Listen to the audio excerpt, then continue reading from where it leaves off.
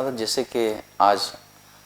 11 ربیع الثانی کا دن ہے اور حضرت سیدنا شیخ عبد القادر جیلانی رضی اللہ تعالیٰ عنہ کی نسبت سے بڑی گیانوی کے طور پر منایا جاتا ہے۔ لوگ اس دن میں خصوصاً ان کے ایصال ثواب کے لیے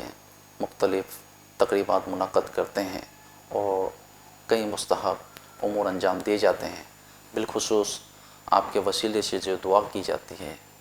تو اس سلسلے میں شرعی رہنمائی فرماتے ہیں۔ بسم اللہ الرحمن الرحیم۔ وسیلے کے متعلق قرآن کریم فرقان حمید، نبی کریم صلی اللہ علیہ وسلم کی احادیث طیبہ، صحابہ کا عمل، اکابرین کا عمل، اتنے دلائل موجود ہیں۔ اگر کوئی شخص نظر اعتدال سے دیکھے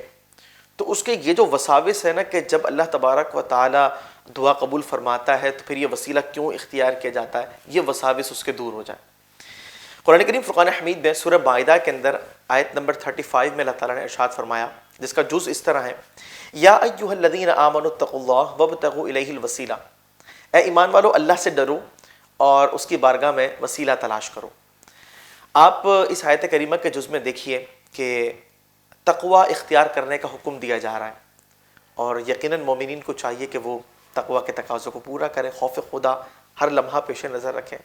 اور اس کے ساتھ ہی یہ حکم ہے کہ اس کی بارگاہ میں وسیلہ تلاش کرو۔ اب یہاں ایک سوالیہ نشان ہے کہ جب اللہ تبارک و تعالی دعا قبول فرماتا ہے، وہ عبادات قبول فرماتا ہے، تو وسیلہ کیوں؟ آپ یہ بتائیے کہ جب اللہ تعالیٰ کا ہی اس میں حکم ہے تو ہم کون ہوتے ہیں یہ سوال کرنے والے؟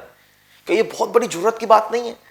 کہ جس بات کا حکم قرآن کریم فرقان حمید میں اللہ تبارک و تعالیٰ نے صراحتاً دیا، یہ کسی مفسر کا قول نہیں ہے، یہ تو فرمان الہی ہے کہ اس کی بارگاہ میں وسیلہ تلاش کرو، اسے یہ پسند ہے۔ اللہ تعالیٰ کو یہ محبوب ہے کہ نیک اعمال کا، اللہ کے نیک بندوں کا وسیلہ اس کی بارگاہ میں پیش کیا جائے، وہ اس کے ذریعے دعاؤں کو قبول فرماتا ہے۔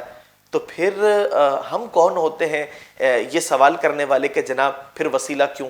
اور میں آپ کو یہاں ایک بات عرض کروں،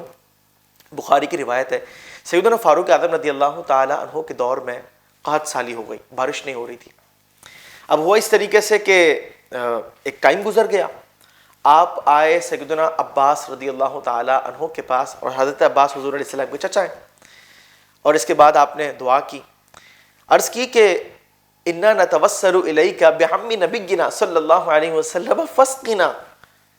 اے اللہ ہم تیری بارگاہ میں حضور کے چچا کا وسیلہ پیش کرتے ہیں، ہمیں بارش عطا فرما۔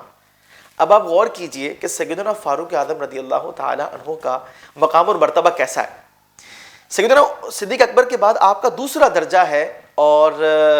آپ وسیلہ پیش کر رہے ہیں، تو وہ لوگ غور و فکر کریں کہ جب وہ وسیلے کا انکار کر رہے ہوتے ہیں تو اللہ تبارک و تعالیٰ کے فرمان کی صراحت نفی، اور صحابہ کرام علیہم الرضوان پر بھی ان کا اعتراض جاتا ہے۔ اور یہ کیوں؟ وہی والی بات جس طرح میں نے آپ سے عرض کی کہ ہم کون ہوتے ہیں یہ کہنے والے کہ کیوں جو ہے نا وسیلہ اختیار کیا جا رہا ہے۔ اور سیدنا غوث اعظم رضی اللہ تعالی عنہ کے محبین، آپ کے مریدین جو آپ کی تعلیمات پر عمل کرتے ہیں، آپ کا یہ فرمان ہے کہ جب تم اللہ تبارک و تعالی سے دعا کرو، اذا سألتم اللہ فاسألوا بی، تو تم میرا وسیلہ پیش کرو۔ بہجت الاسرار کی روایت ہے، اور جب اللہ تبارک و تعالیٰ نے اس کا حکم دیا، اور یقین کیجئے کہ جس طریقے سے اس خاص موقع پر جب سیدنا فاروق اعظم رضی اللہ تعالی عنہ نے بارش کے حوالے سے اللہ تعالیٰ کی بارگاہ میں دعا کی، تو اسی طریقے سے جب خصوصیت کے ساتھ